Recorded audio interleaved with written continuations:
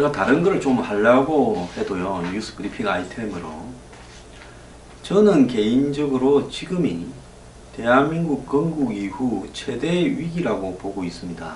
이런 위기에 다른 아이템을 한다기보다는 어쨌든 이 위기의 본질을 국민들이 느낄 수 있도록 좀 집중적으로 이야기를 해야 된다, 이렇게 생각합니다.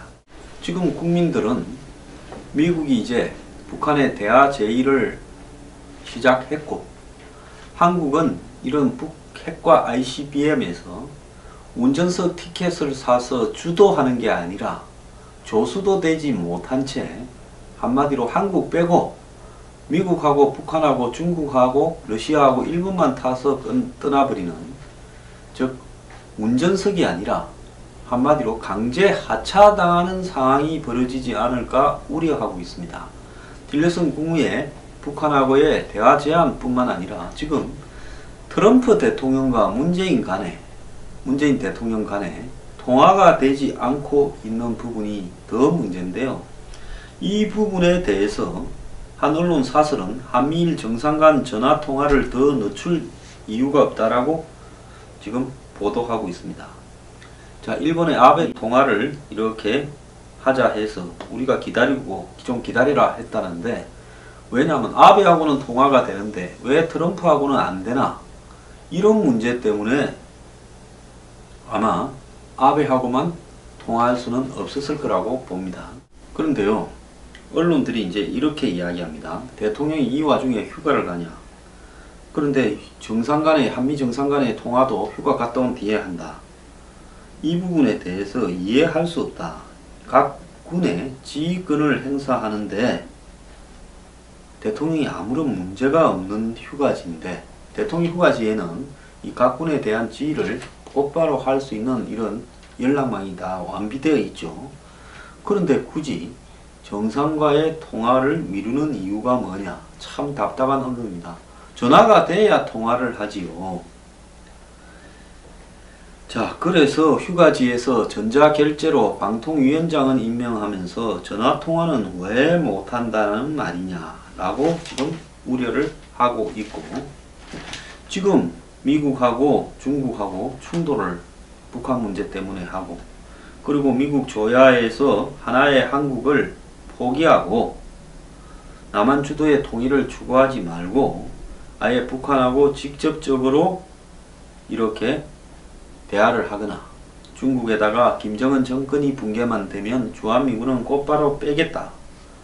또 더 나아가서 미국이 중국의 북한 정권 교체 포기를 이야기하고 평화협정을 체결하고 한국 내 군사 구조 일부 변경, 즉 주한미군 철수 등을 제안할 수 있을 거라고 CIA 국장과 국방장관을 부시 때 지낸 게이츠가 그렇게 말을 했습니다.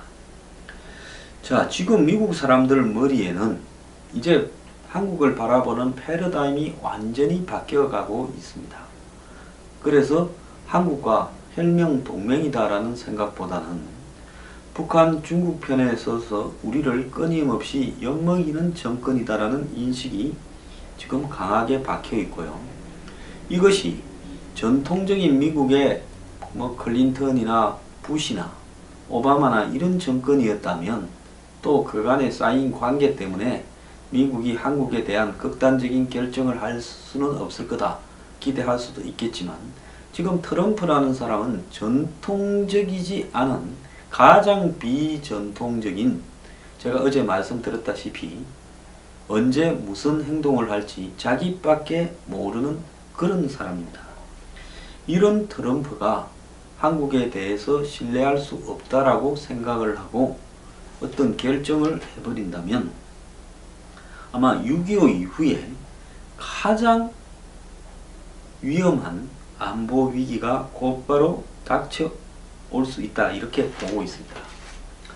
자, 그렇다면 한미 간에 문제가 있어서 통화가 안 된다면 솔직하게 그 문제를 국민들 앞에 털어놓으면 될 거고, 안 그러면 지금까지 문재인 정부가 들어서서 했던 사드 문제에 대한 이야기, 무슨 베를린 선언에 관한 문제, 남북 대화 주도 문제, 대화와 제재 병행 이런 부분들을 이제는 끝났다고 해서 딱 정리를 하고 그야말로 앞으로는 미국과 보조를 맞추되 미국 또한 우리 의견을 존중해 줘야 될 거라고 정말로 미국에 대해서 우리가 도와줄 거는 전폭적으로 도와주되 강한 이야기를 해야 될 때고 자기가 말한 평화협정 안에 미군 철수는 들어있지 않다고 분명히 말을 해야 됩니다. 그렇게 하지 않은 채 지금 문재인이 임종석이 끼고 문재인 대통령이 계속 무슨 대화와 제재 변형, 신베를린 선언, 평화협정 지지 그리고 사드 임시 배치하라고 해놓고는 원론적인 이야기였다 이런 식으로 말장난을 하면요 문재인 대통령은 역사에 이 모든 책임을 져야 될 사람으로 기록될 수밖에 없습니다. 거기에 임종석이나 문정인이나 안 들어갑니다. 자, 겁나지 않습니까? 역사를 좀 생각해야 되지 않습니까? 저는 해방 이후에 최대의 지금 위기라고 봅니다. 대한민국이. 잘 살고 못 살고 뭐 옛날에 못 살던 때 요즘 잘 살던 때 이런 문제가 위기는 아니에요. 위기의 본질은요.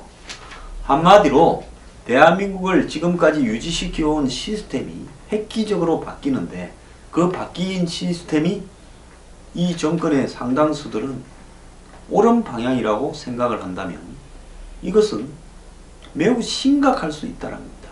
국가의 생과사, 흥망을 5손가락 안에 들어가는 사람들의 이해관계에 따라 결정해 버린다면 나머지 국민들은 다 둘러리 선 겁니까? 이게 민주주의입니까? 오늘 한 신문에는 절박한 우리 문제인데 우리가 끼일 데가 없어서 답답하다. 청와대. 이런 기사가 나왔고요. 북미사일 도발에 대응한다고 적극 대처 강조하지만은 미국, 중국 등을 중심으로 논의가 전개되고 있고 미국이 북한에 직접 대화를 제안하고 이러면서 한계를 절감한다. 자, 문 대통령이 운전석 이야기했지만 운전석 티켓은 사자마자 날려버렸고 베를린 구상 이야기했지만은 북한한테 벌써 뒤통수만 2번 맞았습니다. 그럼에도 불구하고 아직도 이게 살아있다고 주장을 하고 있습니다. 자, 미국의 일각에서는 한반도 문제와 관련해서 한국의 의사는 물어볼 필요 없이 우리 주장대로 우리 생각대로 가자. 어제 제가 트럼프가 마이웨이 하겠다고 이야기를 했죠. 9월달쯤에 그걸 결정할 가능성이 매우 크다는 겁니다. 그래서 지금 뭐 휴가 갔냐 안 갔냐 통화 언제 되냐 트럼프하고 이런 논란이 벌어지고 있는데 솔직히 한미 정상 간에 통화가 하고 싶어도 통화가 되지 않는 상황이라 하면 한미 관계가 갈 때까지 가버렸다는 걸 의미하고 있는 거 아니겠습니까? 그런데 전화 통화 안 되는데 청와대에 앉아 있으면 왜 통화 안 되냐 할 거니 억지로 휴가를 가는 대통령 처지도 곤혹스럽겠다 생각은 듭니다. 그러니까 매사를요 당당하게 했으면 이럴 일이 없었을 건데 지금 여기저기 줄타기하고 이렇게 저렇게 다른 말을 하다가 지금 스스로 모순에 부딪혔는데 그럼에도 불구하고 우리 생각이 잘못됐다 고치겠다 하지 않고 계속 밀고 가겠다 하니 앞길이 다 이렇게 막혀버린 상황이 된 겁니다. 이 과정에요 더 웃기는 사람들은 문 대통령이 아직 올려놓지도 않은 사드 임시 배치 지시에 더불어민주당의 강경파들이 대통령이 왜 입장을 바꿨는지 설명이 필요하다면서 부글부글 끓고 있다는 겁니다. 이 사람들은 주사파 운동권입니까? 아니면 문재인 대통령 주변에 있는 사람보다도 더 왼쪽입니까? 그냥 북한에 뭔가 충성심을 보여주고 싶어서 안달을 하는 사람입니까? 월급은 대한민국 국회의원으로 받고 충성은 북한에 보이는 사람들입니까? 자, 문재인 대통령이 사드 임시 배치하겠다. 그것도 주민의 사정 통보하고 동의받아서 하겠다니 언제 할지 모르는 말장난인데 여기에 대해서 당은 공식적으로 불가피하다라고 말을 하지만은 일부 의원들은 대통령이 되면 이런 식으로 사드에 관한 입장을 바꿔도 되느냐. 노무현 시대에 이라크 파병했던 것처럼 지지층 균열을 부르는 거다. 이야기를 하고 있습니다. 홍익표 의원은 대통령이 대선 때 사드 배치는 국회 비준 등 법적 절차를 거치겠다고 약속을 해놓고 이런 식으로 바꾸는 것은 옳지 않다. 자기는 여전히 사드 배치에 반대한다 했고, 지도부의 다른 의원도 아무리 대통령이라도 자기 마음대로 이런 식으로 오락가락 하는 것은 잘못이라고 스텝이 꼬였다고 이야기를 합니다. 사드 배치에 반대해온 민주당 사드 특위, 이름을 바꿔야죠. 민주당 사드 반대위원회. 무슨 사드 특위입니까? 개뿔. 다음 주쯤 비공개 회의를 해가 이 문제를 논의할 거라는데요. 일부 의원들은 지난 대선 때도 문 대통령이 사드 배치에 반대하다가 자기 정부에 넘기라 이런 식으로 입장을 흐릿하게 바꾸니까 차라리 자신이 없으면 손을 떼라고 이야기를 했었습니다. 지난 7월 6일 특위 회의에서도 사드는 북한의 ICBM 대책이 되지 않는다고 말을 했고, 특위 소속 김영호 의원은 대통령의 사드 배치 결정에 깜짝 놀란 의원들이 많다. 상황이 바뀐 진짜 배경이 무엇인지 궁금하다. 이렇게 말하고 납득이 갈만한 설명이 있어야 된다. 특위위원 일부는 이제는 여당인데 야당일 때처럼 소신만 말할 수는 없다며 신중론을 폈지만은 문제를 한번 이거는 물고 늘어지겠다라고 하는 쪽이 많다라는 겁니다. 청와대도 그런 입장을 전달했대요. 당의 원내 지도부, 즉 원내 대표단은 사드 추가 배치에 대해서 중국에 방준단을 보내어서 지금 만들고 있답니다. 이 설명을 하겠답니다. 뭔 설명을 합니까? 사드 배치에 대한 일종의 사과단, 중국에 가서 우리가 옛날에 중국에 와서 사드 배치는 절대 안 하겠다고 했는데 이번에 배치하게 돼서 황제께 정말 면이 안 섭니다. 우리를 용서하소서 이렇게 말을 할 겁니까? 이들은요, 작년 8월 올해 1월 달에도 당 소속 의원들이 사드 배치와 관련해서 당의 입장을 전달한다면서 중국을 방문했다가 똘마니들 시켜서 밥이나 사는 중국에 당했다. 이렇게 비판을 받았는데요. 자, 이 민주당 대변인은 검토 가능한 후속 조치에 예시를 든 것이지 현실화될지는 알 수 없다고 이야기를 했지만은 좀 제발 신중하게 처신해라는 비판이 나오고 있습니다. 자, 민주당의 사드 강경파들이 설치는 이유는 이 민주당 지지층이 이 부분에서 한마디로 비판적인 견해를 갖고 있기 때문에 그렇다는 겁니다. 즉 지지층 일부가 도망을 갈 수 있다. 이런 것을 우려한다고 핑계를 대고 있는데요. 아니 지가 국회의원 됐으면 저거 지역구의 지지만 생각하면 되지 무슨 국회의원들이 전체 당 지지를 생각하고 삽니까?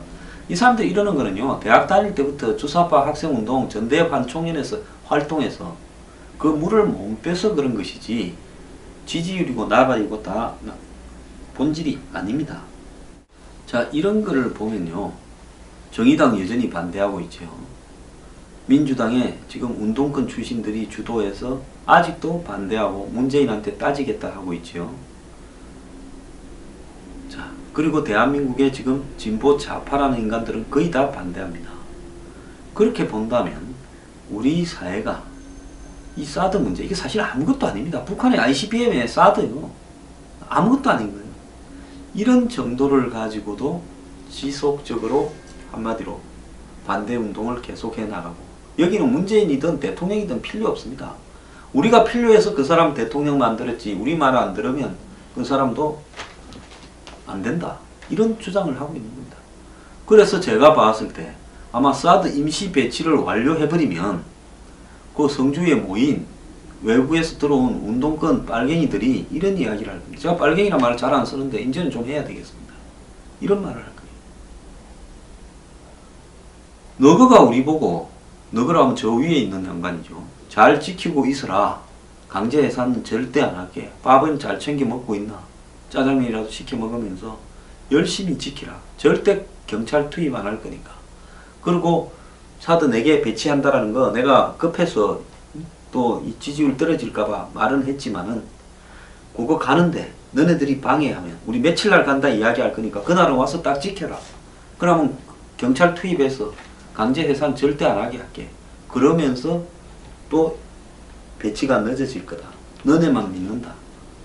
이러다가 진짜로 나중에 배치되면 우리한테 이래 말해놓고 사기쳤다고 공개할 수도 있을 겁니다. 문재인 대통령은요, 한국의 종북 좌파 진영에게 무슨 덜미가 잡힌 겁니까? 어떻게 한국에 사드 배치했다고 대국 중국에 사절단이 가서 사과 사절단을 보내겠다고 말을 합니까? 이 자들이요, 진정으로 대한민국의 국회의원이고 정말 지도자들입니까? 정말 나쁜 인간들입니다. 자, 청와대가 이런 처신을 하니까 지금 가면 갈수록 다 막힐 겁니다. 지금 사방이 막혀 있는데요, 앞으로 더 막힐 겁니다. 그런데 이 와중에 민주당의 일각의 빨간 사람들은 중국에 사과 사절단을 보내자. 정말 기가 찬 인간들인데요. 이들이 옛날에 중국 갈 때 뭐라 했습니까? 한국의 사드 경제 제재하는 부분에 대해서 중국에 잘 상황을 설명하고 우리가 되면 이거 잘 정리할 거니까 경제 제재 좀 풀어달라.